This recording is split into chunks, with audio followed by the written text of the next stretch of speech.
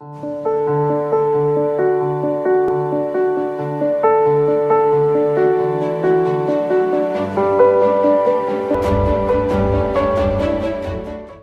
perkenalkan, nama saya Haria Saputri Wahyuni yang merupakan dosen pengampu mata kuliah Literasi Informasi. Mata kuliah Literasi Informasi adalah mata kuliah yang membahas mengenai teori konsep model literasi informasi sebagai fondasi mahasiswa dalam mengenali kebutuhan, mencari, menemukan, mengevaluasi, dan memanfaatkan informasi secara efektif dan beretika. Mata kuliah ini dilanjutkan dengan analisis masyarakat informasi, manajemen pengetahuan, serta tantangan dan peluang literasi digital di era 4.0, termasuk juga pemanfaatan kecerdasan buatan AI secara kritis dan bertanggung jawab. Rangkaian pembelajaran akan ditutup dengan penguatan keterampilan dalam penciptaan karya yang nantinya itu akan ada di pertemuan ke 14 dan 15. Capaian pembelajaran mata kuliah untuk literasi informasi itu ada 3. Yang pertama, mahasiswa mampu menguasai konsep, teori, model literasi informasi, serta menerapkan dalam pengelolaan sumber informasi.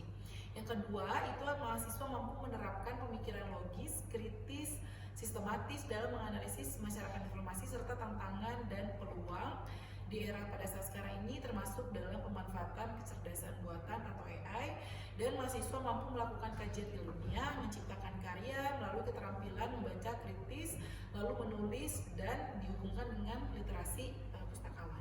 Terima kasih. Metode pembelajaran untuk pertemuan kali ini akan dilakukan dengan cara kuliah, ceramah, lalu small group discussion yang dikombinasikan dengan discovery learning dan problem based learning serta studi kasus. Oke, baik. Bismillahirrahmanirrahim. Assalamualaikum warahmatullahi wabarakatuh. Waalaikumsalam warahmatullahi wabarakatuh. Oke, teman-teman, sebelum perkuliahan dimulai, silakan untuk di-scan terlebih dahulu absensinya. Kalau udah, info ya.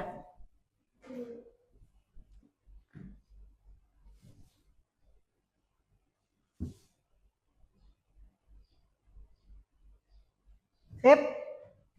Oke, sebelum perkuliahan dimulai, alangkah baiknya kita membaca doa terlebih dahulu sesuai dengan kepercayaan masing-masing. Berdoa dimulai.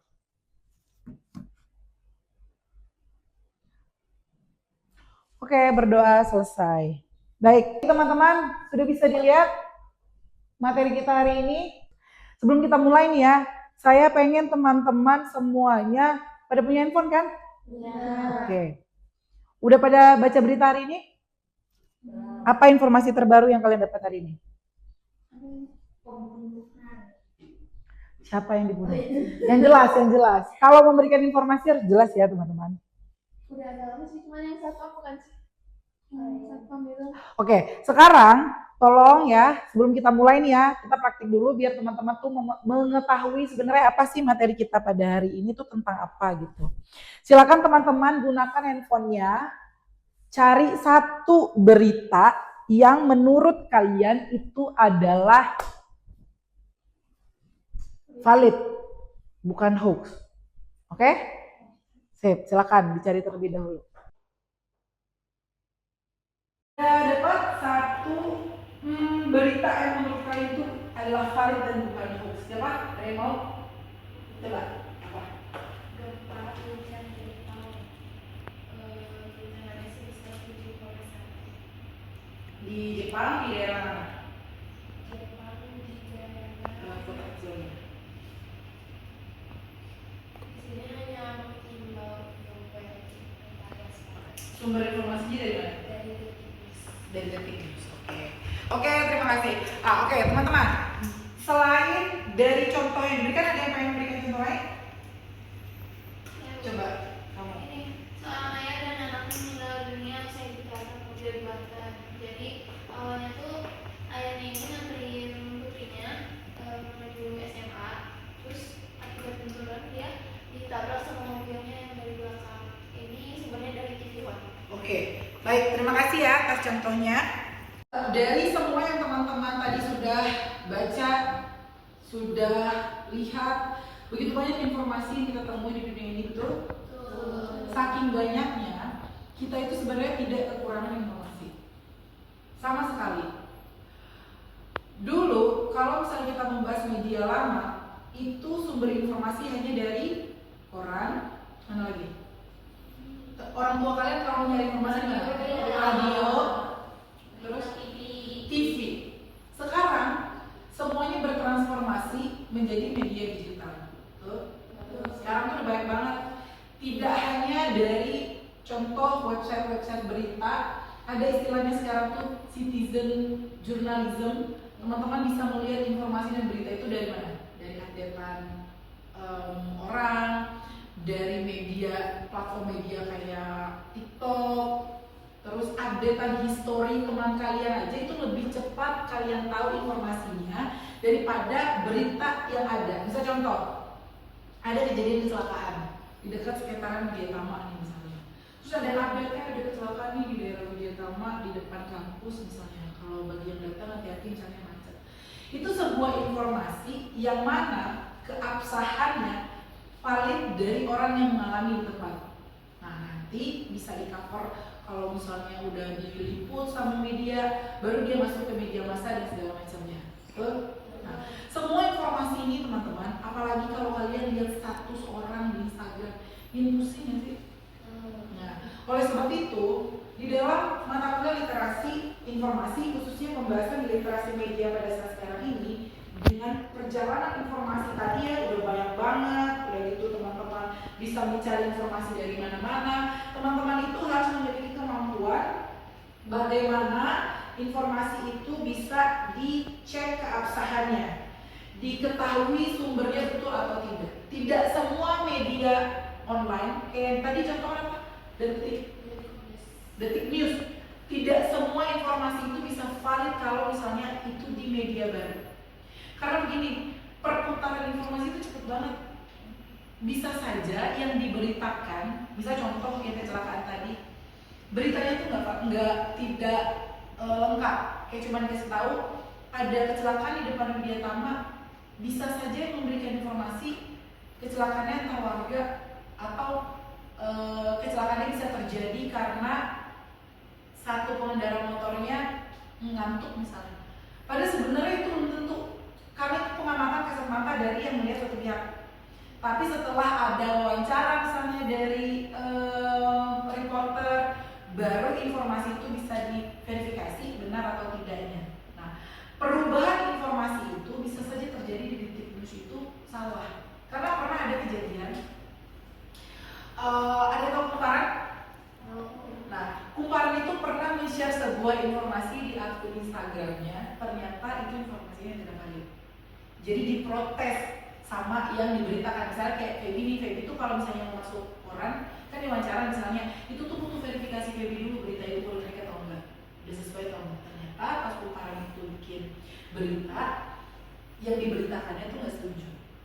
Dan akhirnya Kumparan meminta maaf. Padahal itu udah di-share, disebarluaskan kan, semua orang udah baca. Belum tentu ketika Kumparan melakukan verifikasi, melakukan konfirmasi bahwa berita itu ada revisian, terus orang yang tadi baca berita awal itu baca ulang, belum tentu kan. Nah, sehingga terjadi itu mispersepsi atau misinformasi di sana. Itulah sebabnya kita perlu pemahaman bagaimana cara mengkurasi informasi, karena sebelum kita mempercayai sebuah informasi, kita harus mengecek terlebih dahulu, jangan dari satu sumber, betul? Nah, kalau misalnya teman-teman ya melihat di kehidupan sehari-hari kayak berita tadi yang disampaikan, ada instrumen yang dapat mendeteksi apakah sumber informasi itu benar atau tidak. Ibu kasih contoh nih ya.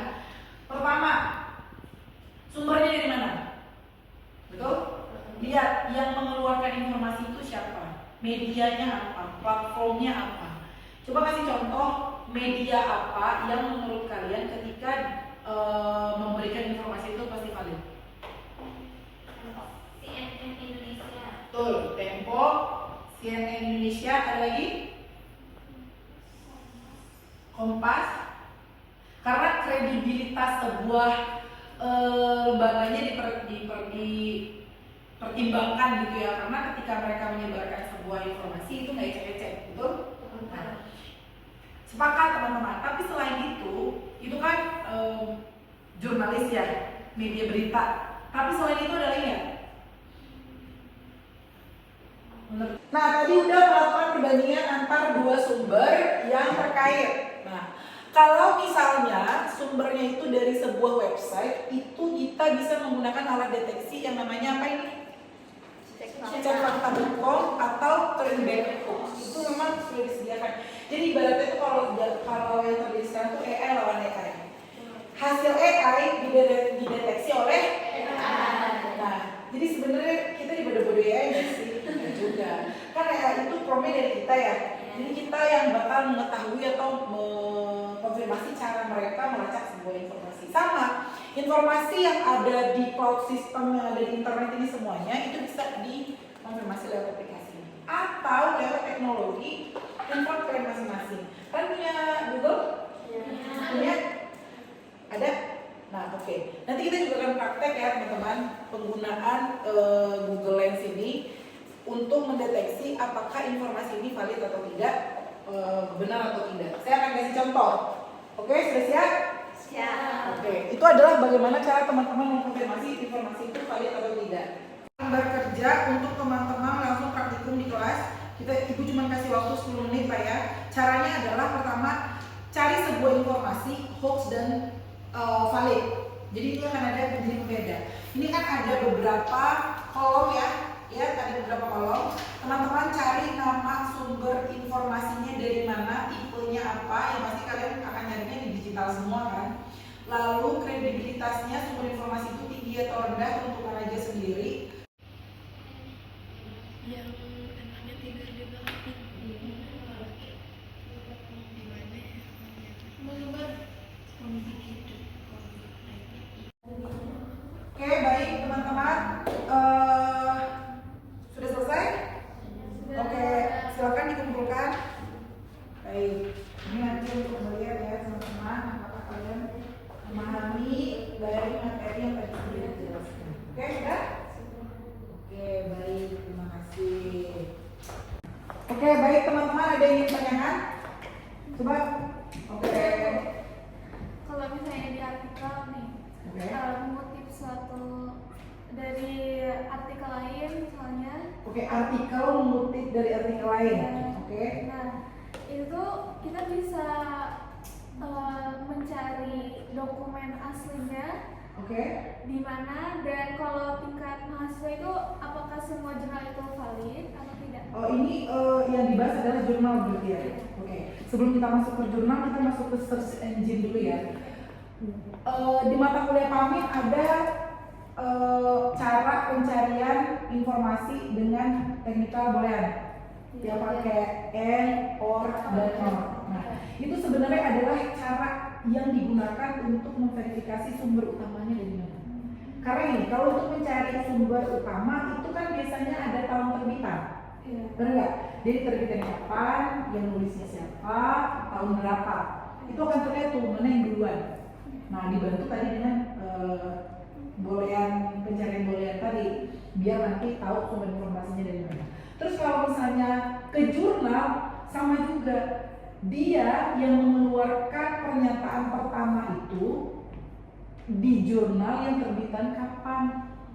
Kalau misalnya dia yang di jurnal pertama di tahun yang awal, berarti dia duluan kan yang memberikan pernyataan. Nah, terus apa lagi pertanyaan tadi? Jurnalnya bisa mengetahui jurnal itu valid atau enggaknya. Oke. Nah, kalau misalnya di negara kita, di Indonesia itu ada banyak jenis jurnal. Minimal itu dari Sinta. Minimal. Sebenarnya banyak jurnal-jurnal lainnya yang tidak terindeks, yang di SBN aja. Tapi minimal kalau misalnya untuk anak kuliah nyari jurnal di Sinta lah minimal gitu loh.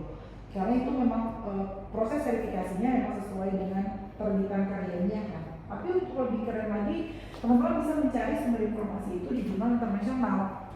Jurnal internasional itu juga banyak sebenarnya jenisnya. Apa yang menjadi pembeda? Yang menjadi pembeda itu bisa tahapannya.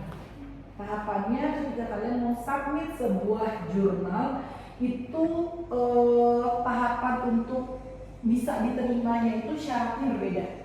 Makanya ada batasan kalau misalnya mahasiswa itu untuk lulus sidang skripsi sebagai tugas akhir itu boleh di Sinta 5 atau Sinta 4. Nah, karena tingkatan untuk syaratnya juga berbeda. Kalau misalnya dosen itu minimal Sinta 1 atau Sinta 2.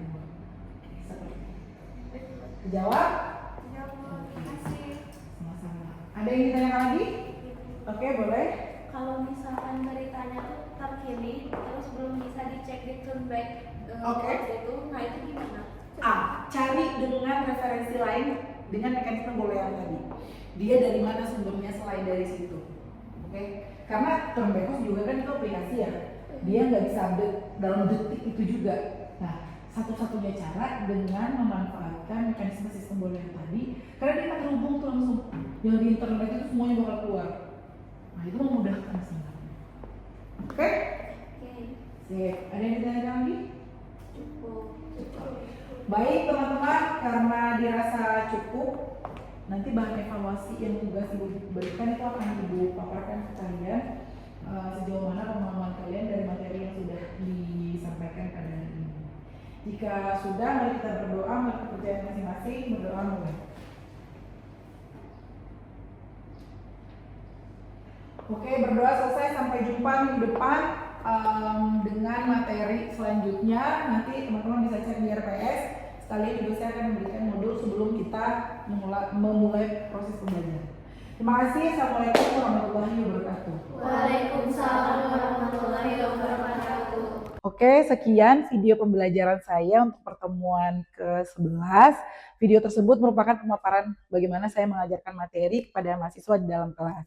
Saya mengucapkan terima kasih kepada Kementerian Pendidikan Tinggi, Saintek dan Teknologi, Direktorat Jenderal Pendidikan Tinggi, Wilayah 4, Eldikti Wilayah 4 ya, dan juga tim sertifikasi dosen tahun 2026 dari Universitas Widyatama, serta pimpinan Universitas Widyatama, lalu rekan sejawat dosen, mahasiswa, dan Tendik yang sudah membantu proses pembuatan video ini untuk meningkatkan kualitas pembelajaran pendidikan tinggi di Indonesia. Mohon maaf apabila ada kesalahan atau kekurangan. Sekian dari saya. Wabillahi taufiq wal hidayah. Wassalamualaikum warahmatullahi wabarakatuh.